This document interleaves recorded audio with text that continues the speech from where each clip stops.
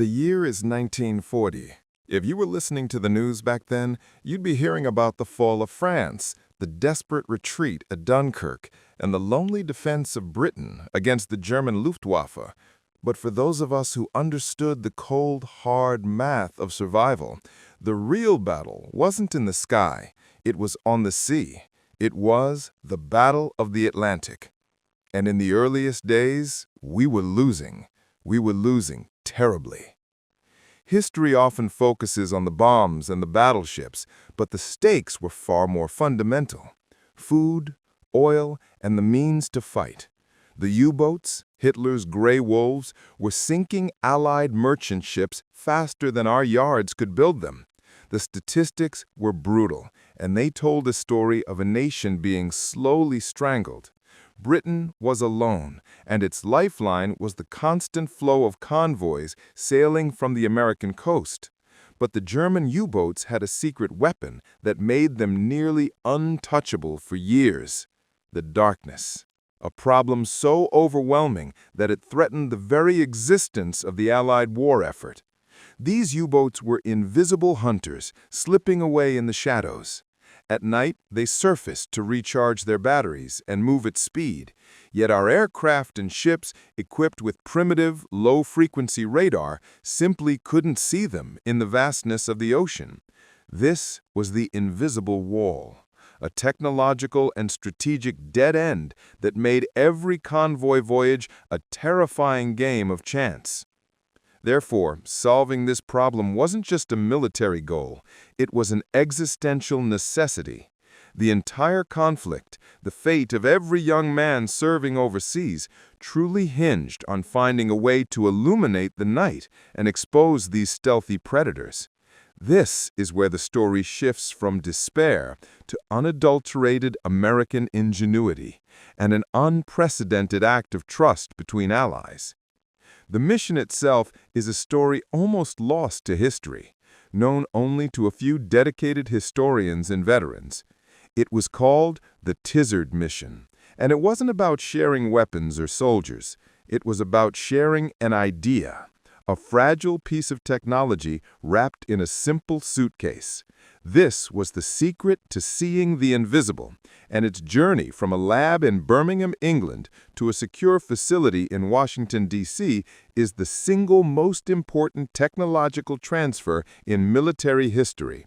I want you to remember that suitcase because it held the future of radar, and therefore the future of the war.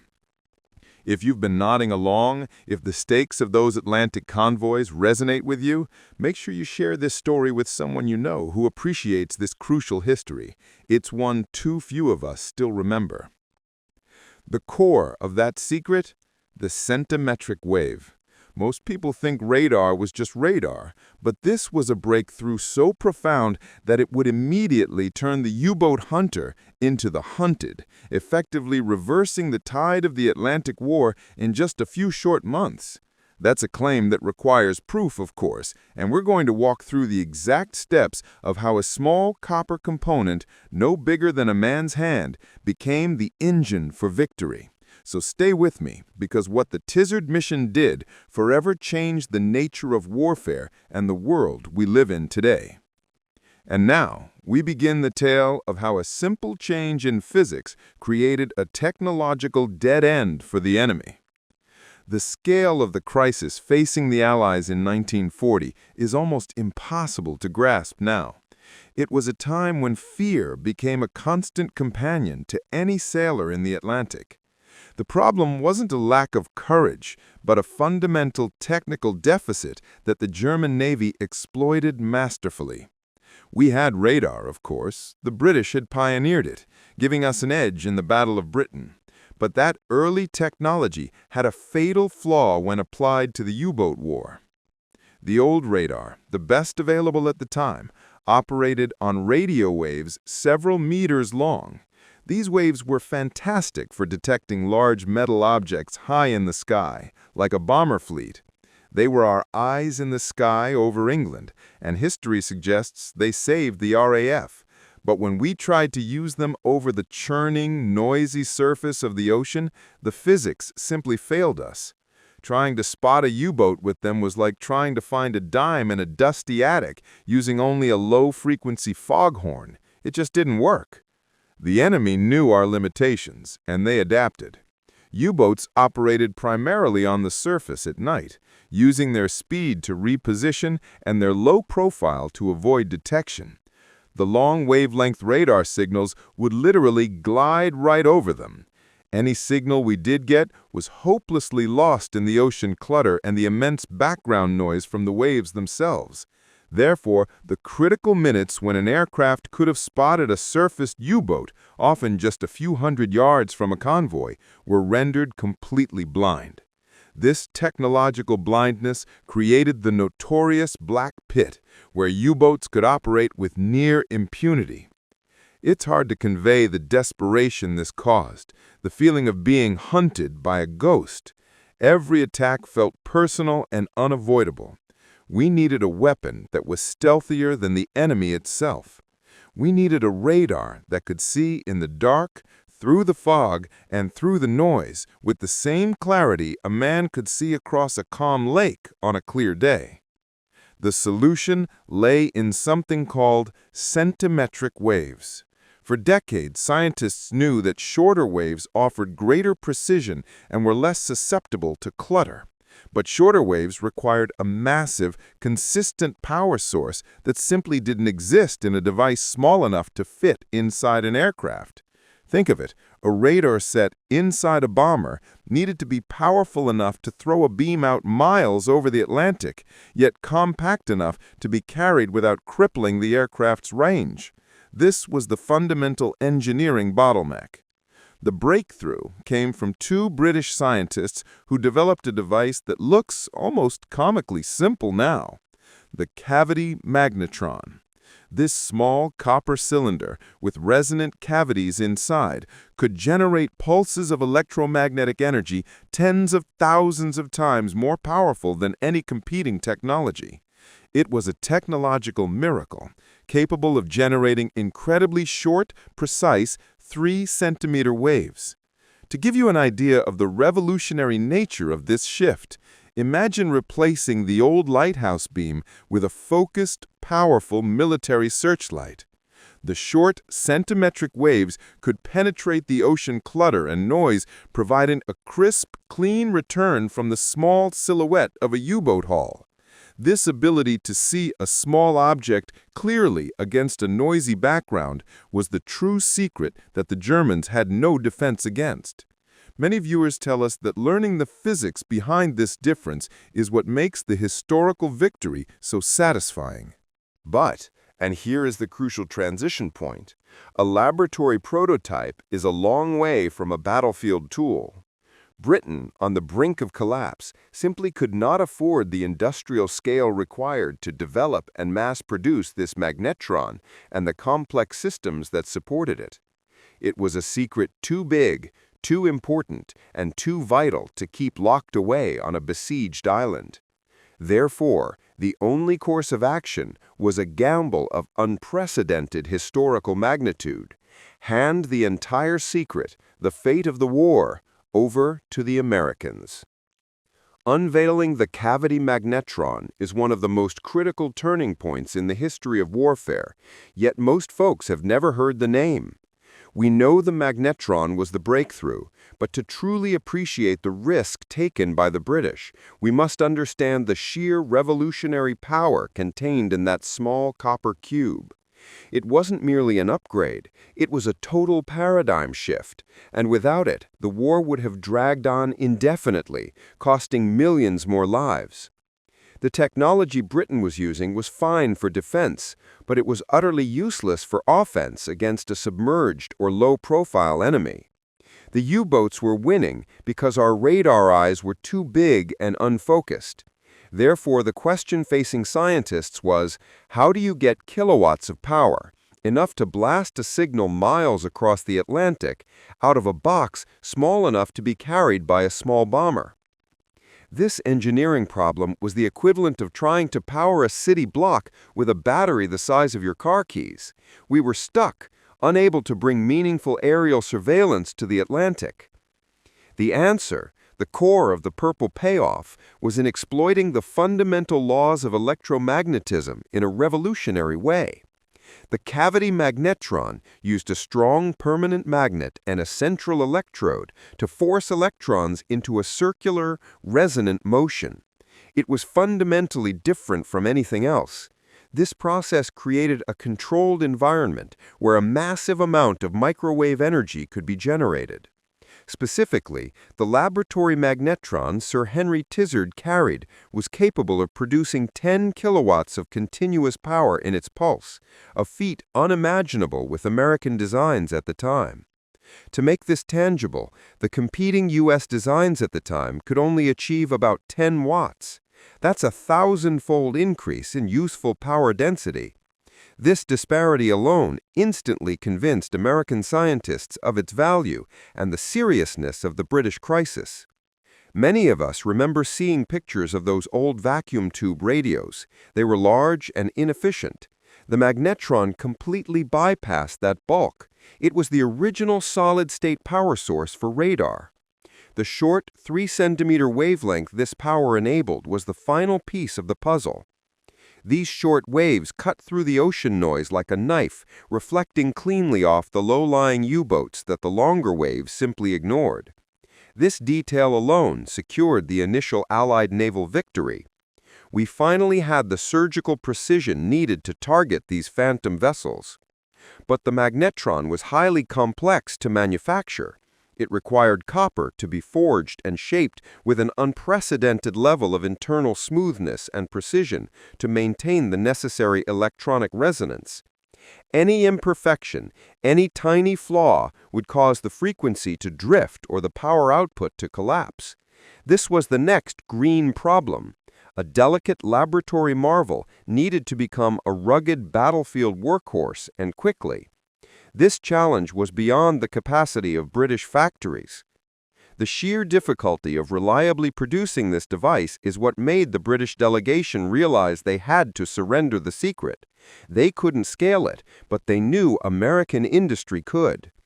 Therefore, the only sensible path to victory was to risk everything on the goodwill, capacity, and speed of their future ally.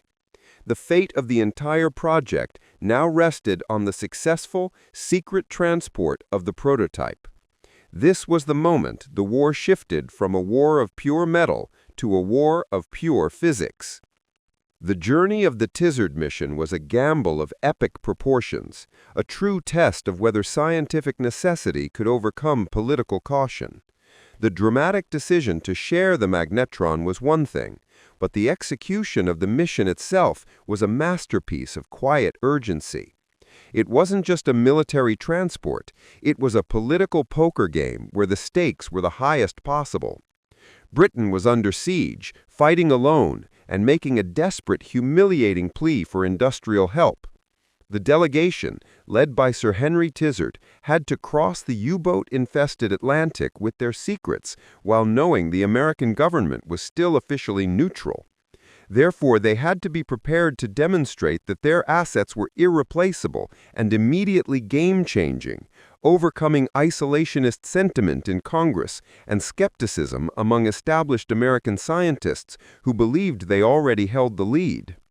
Tizard didn't just bring the magnetron, he brought a range of Britain's most advanced technological blueprints to our shores in August 1940. This secret cache included the Cavity Magnetron, the U-boat killer, which we know was 1,000 times more powerful than existing designs. The proximity fuse. This revolutionary fuse contained a tiny radio transmitter that detonated an artillery shell automatically when it came near a target. It would prove devastatingly effective against German aircraft and later V-1 rockets. Jet propulsion research. The early drawings and technical data for the jet engine, another revolutionary leap in power that would shape post-war aviation. Early anti-submarine warfare, ASW techniques. Detailed knowledge of current radar failings and the German U-boat tactics, showing the Americans exactly why they needed the new tech. The proximity fuse alone caused a stir. Imagine a shell that doesn't need a direct hit. It senses its target and explodes. Many of us remember the impact this had later in the war, particularly in the skies over Europe. This secondary secret was almost as valuable as the magnetron itself because it solved a critical defensive problem. But the most critical step wasn't the handover, it was the demonstration to the American team, particularly to Alfred Loomis, the wealthy and influential financier and scientist who hosted the presentation at his private lab. Tizard, a man of intense scientific integrity, laid the secrets bare. Loomis, upon seeing the magnetron's power and potential, immediately grasped its strategic importance. He famously financed the initial production efforts himself before the U.S. government officially committed a single dollar. This was a critical act of faith by one man. This transfer was a critical soft CTA moment. A debt of gratitude is owed to Tizard and Loomis. If you appreciate the stories of these unsung heroes who put the war effort above national pride, share this video. It's a powerful reminder that trust saves time, and in war, time saves everything. Therefore, the Tizard mission's success was not just a scientific victory, but a diplomatic one. It secured an immediate and total commitment from the United States to develop, manufacture, and deploy this new Centimetric radar system. The magnetron went from being a secret theory in Britain to the top priority of American industry overnight, giving the Allies a technological head start that the Axis would never overcome. Scaling a miracle into mass production marked the moment American muscle met British brilliance, forging the technological backbone of the Allied victory. The true genius of the American war effort wasn't inventing everything from scratch. It was the unparalleled capacity to scale and perfect what others had started. The challenge of turning the delicate British magnetron into a rugged, mass-produced U-boat killer fell squarely on the shoulders of American engineers. The technology was revolutionary, but the manufacturing demands were staggering. The necessary internal precision of the copper block was so high, requiring forging and shaping with an unprecedented level of internal smoothness to prevent frequency drift, that many in the U.S. initially doubted it could be done economically or quickly. Imagine the difference between crafting a fine pocket watch and stamping out automobile parts. The magnetron demanded the former, but at the scale of the latter. Therefore, the entire project was centralized at the MIT Radiation Laboratory, Rad Lab, established specifically to tackle these critical scientific and industrial challenges. This single lab became the most important technological engine outside the Manhattan Project, attracting hundreds of the nation's best physicists and engineers, many of them young college graduates who thrived under pressure. The immediate problem wasn't the physics, it was the metallurgy and process engineering. The copper components had to withstand extreme heat and power fluctuations while maintaining structural integrity. The vacuum tubes necessary for the magnetron to function reliably were another hurdle. This level of precision assembly had simply never been required for military hardware before the war. The British design was a proof of concept, but the Americans had to turn it into a robust, field-ready instrument that could survive the vibration, salt spray, and G-forces of an aircraft over the turbulent North Atlantic. The speed and success of the Rad Lab's work were incredible. They worked hand in glove with major corporations, Bell Labs, Raytheon, and General Electric, to solve problems of temperature regulation, mechanical reliability, and precision manufacturing. These companies saw the national imperative and poured their best minds into the effort. They didn't just copy, they improved. They streamlined the construction processes and developed new alloys to improve stability. Within months, the U.S. was not only replicating the magnetron, but was also designing the complex receiver and display units, along with the necessary antennas that made the Centimetric radar operational. The sheer output achieved by the young, driven American engineers was astounding. By 1943, the Rad Lab was supporting the construction of radar systems that could be delivered by the thousands, ready to deploy across every front. The magnetron went into mass production, with tens of thousands being produced monthly. The technological lead gained by the Tizard mission wasn't just preserved, it was extended and cemented by the scale of our industry, essentially making the knowledge too widespread for the Axis to ever catch up. This decisive industrial commitment created a technological gulf between the Allies and the Axis that would prove unbridgeable. This massive production effort immediately focused on the aircraft patrolling the Atlantic, particularly the long-range B-24 Liberator bombers. These planes were fitted with the new Airborne Interception Centimetric radar, the ANEP-APS-15 set, allowing them to spot the U-boats that the older long-wave radar had missed. This was the moment the black pit began to shrink. The centimetric waves cut through the noise and the night, giving pilots a clear indication of the U-boat's low silhouette. But the impact went beyond the aircraft of Coastal Command. The centimetric radar was also adapted for surface vessels, becoming the SG radar, a set that rapidly became standard equipment for U.S. Navy destroyers and escort carriers. For the first time, our destroyers and frigates had a radar that could reliably spot a U-boat before the U-boat's listening devices could detect the ship's approach. This dramatically changed the rules of engagement. Now the convoy escorts could hunt the wolf packs using silent, invisible tracking, initiating attacks before the U-boats even knew they were targets. This technological superiority gave the initiative back to the defenders. Imagine the frustration of the U-boat command, reading reports that their subs were being sunk by aircraft that gave zero warning. That was the microstory of the centimetric wave, silent death from above. It eroded the confidence of the German captains who had been masters of the night. Therefore, the Rad Lab's work ensured that the U-boat's traditional safety measures, the darkness, the ocean clutter, and the reliance on outdated Allied tech were all erased by American manufacturing efficiency. The sheer volume of reliable radar units meant that every convoy had this protection, transforming the Atlantic from a killing zone into a secure Allied thoroughfare. The silent METOX and the night the U-boats vanished is a chapter of naval history defined by technological shock and sudden, total reversal. The true measure of the Tizard mission's success is not found in a laboratory report, but in the sudden, devastating collapse of the U-boat threat in 1943.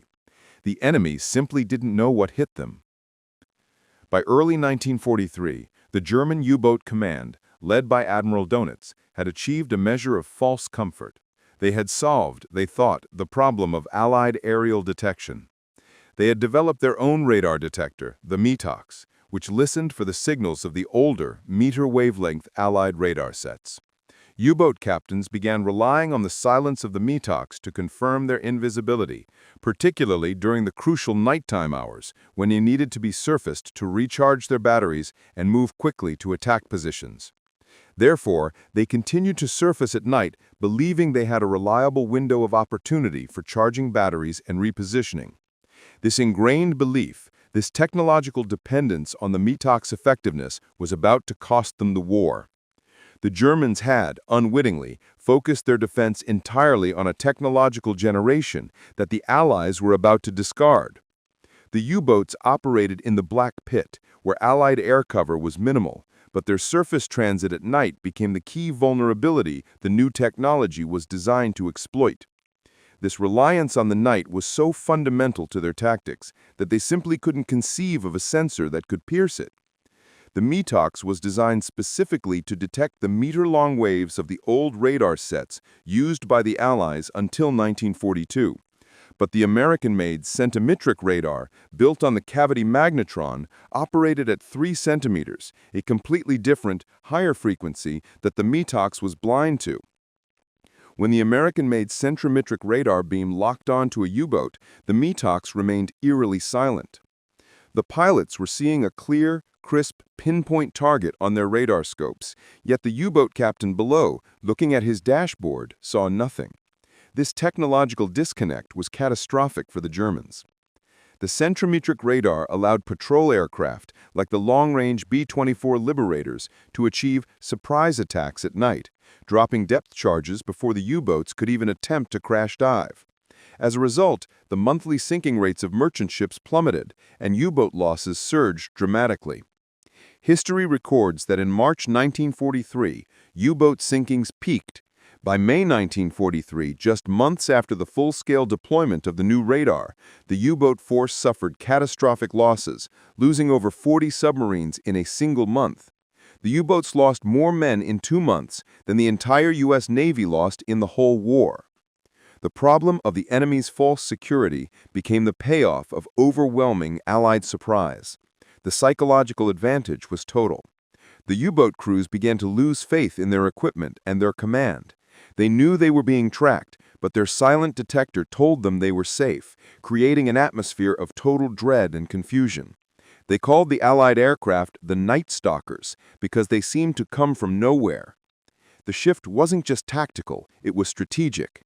The Battle of the Atlantic, once a brutal contest of endurance, turned decisively in favor of the Allies.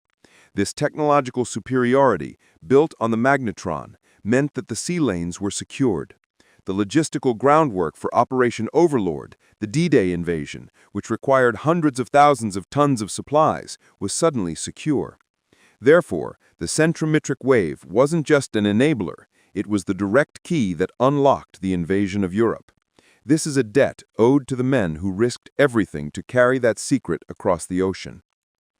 Admiral Donitz was forced to temporarily withdraw most of his U-boat fleet from the North Atlantic, admitting to a period of greatest crisis. This moment in May 1943 is universally recognized as the turning point of the Battle of the Atlantic, a victory of science and industrial scaling over sheer military might. If you want more of this deep-dive history, the secrets behind the headlines, subscribe. Your interest helps ensure these stories, told by the men who lived them, remain alive. The story of the Tizard Mission doesn't just belong to the dusty archives of war. It is woven into the fabric of our modern, everyday lives. From U-boat hunter to microwave oven, the unforeseen future demonstrates how the pursuit of a deadly military advantage unexpectedly launched an era of peacetime innovation. The story doesn't end with the Battle of the Atlantic. The technological momentum created by the Tizard Mission and the subsequent American industrial blitz had a profound, often unseen impact on the post-war world. The technology that was designed to save convoys would eventually save lives in peacetime and connect the globe in ways no one anticipated. Once the crisis of the U-boat war passed, the brilliant minds at the MIT Rad Lab and Bell Labs didn't just go home. They were now experts in generating and controlling microwave radiation, a domain previously untouched by practical application, that was incredibly powerful and precise. They had built an entirely new field of physics in just a few short years. Therefore, the profound question shifted from how do we kill the enemy to how do we build the future. They were holding the key to a silent, invisible energy source, and they needed to find its civilian purpose. This transition wasn't immediate, but the skills and infrastructure were primed. The U.S. government recognized that dismantling the massive Rad Lab would mean losing a critical national asset. Therefore, they deliberately directed the focus of these scientists toward domestic applications, ensuring that the investment in winning the war would directly yield benefits for the returning soldiers and the American economy. The principles of centimeter radar were immediately adapted for crucial civilian needs, fundamentally reshaping public infrastructure. One of the earliest and most vital applications was air traffic control. The same precision required to spot a U-boat periscope, a small, low-lying object against ocean clutter, could be used to track passenger aircraft and guide them safely through congested airspace. This capability transformed the aviation industry. Many of us remember the early days of commercial flight. This technology ensured its safety and exponential growth, enabling the modern air travel system we rely on today. The impact was also felt in navigation. The Centimeter SG radar developed for naval escort ships was quickly miniaturized and adapted for commercial shipping. This allowed freighters and fishing vessels to navigate safely through fog and storms, greatly reducing losses and increasing the efficiency of global trade. The ability to see through the weather, developed to defeat the Blitz, became the means to avoid disaster in the fog. But the story has a more domestic and, frankly, funnier twist. a moment of accidental discovery that is the microstory of the consumer age. The magnetron was a powerful source of concentrated microwave energy. An engineer named Percy Spencer, working with a magnetron at Raytheon in 1945, noticed that a chocolate bar in his pocket had melted while he was testing a unit. He realized that the heat was caused by the microwave energy, not the ambient temperature. That small observation, that simple mundane detail, was the spark that led to the development of the Raider range, the first commercial microwave oven. I want you to think about that connection for a moment. A piece of technology so vital to winning the most important battle of the war, a technology that was the most guarded secret of the Allied nations, is now in nearly every kitchen in America. It's a fantastic example of the unforeseen consequences of focused American research and development. The technology that targeted a submerged Nazi submarine now simply warms your late-night snack. The broader legacy is rooted in telecommunications. The precise short waves perfected for radar became the fundamental backbone for high-capacity microwave relay links. These were essential for transmitting large volumes of data and phone calls across continents.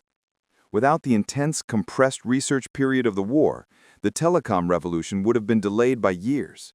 The ability to send a clear, powerful radar pulse was translated into the ability to send thousands of simultaneous phone conversations across the country, paving the way for the digital age.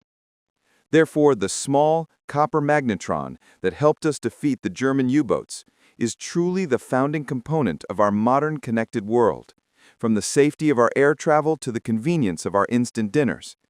It stands as a monument to how American industry turned a tool of war into the engine of peace and prosperity. The legacy of the Tizard mission continues to resonate every time you connect, commute, or cook. The conclusion of the Tizard mission story is a moment to reflect not just on victory, but on the profound moral and technological legacy left behind by the men who fought the war in the labs and on the seas. The story of the Tizard mission is a powerful reminder that history is often made in quiet labs and behind closed doors, driven by scientific curiosity and the courage to trust. This wasn't a battle of attrition, it was a battle of compressed time. The invisible wall of the night that sheltered the U-boats. We saw the purple solution, the Cavity Magnetron, and the centimeter wave, the technological ace that saved Britain. That journey, secured in a simple suitcase, triggered an American industrial blitz that compressed years of research into months. This convergence of scientific trust and manufacturing might fundamentally reversed the outcome of the Battle of the Atlantic, securing the passage for the D-Day invasion. If the gravity of those Atlantic convoys and the ingenuity of these scientists resonates with you, make sure you share this story with someone you know who appreciates this crucial history. It's a debt owed to the past that must not be forgotten. This whole narrative rests on the power of an idea and the rapid response capability of American industry. The men who carried the secret and the engineers who scaled it, many of them hardly more than boys, deserve our eternal gratitude. They didn't just win a war. They catalyzed the modern technological age. They built the foundation for the technological lead America would hold for decades. Therefore, when you look at a radar screen, or even when you simply warm a plate of leftovers in your kitchen, you are looking at the direct civilian legacy of the Tizard mission. It is a constant, quiet reminder of the power of focused ingenuity. The true, deep lesson of the Tizard mission is the value of transparency with purpose. Britain shared its most guarded secret, not for profit, but because failure was not an option. This act of trust jump-started our own industrial capacity, leading directly to the creation of the MIT Rad Lab, which rapidly became the single largest and most successful wartime research effort outside of the atomic program. The investment was so effective that many argue the magnetron was the most important conventional weapon of the war, saving Allied shipping and allowing the later strategic bombing campaigns to operate with enhanced precision. The centimetric wave did more than just hunt U-boats. It established the core scientific and manufacturing principles that would define the post-war American economy. The precision engineering demanded by the magnetron set a new, incredibly high standard for American industry, forcing rapid innovation in microwave technology, which in turn fueled the development of telecommunications and broadcasting. This was the greatest strategic dividend of the entire war. Before you go, understand the final takeaway. History rewards clarity and speed. The Tizard mission provided both, a clear technological path and the industrial speed to execute it. This is the lesson that truly changed the world. We must remember that cooperation and the willingness to discard outdated technology for a superior solution are the real keys to victory, whether in war or in industry. We've covered the dramatic shift in sea power today, but the story of American technological dominance is far broader. The skills and devices born from the Tizard mission didn't just stop U-boats, they were immediately turned toward solving the problems of peacetime.